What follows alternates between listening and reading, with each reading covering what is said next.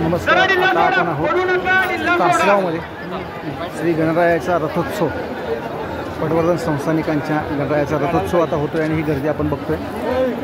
महाप्रचंड गर्दी.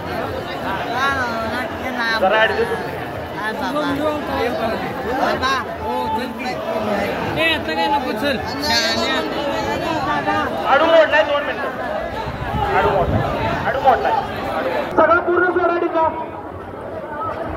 इकडे पुढे द्या नाडा, पुढे द्या. डाव्या बाजूला नाडा पुढे द्या.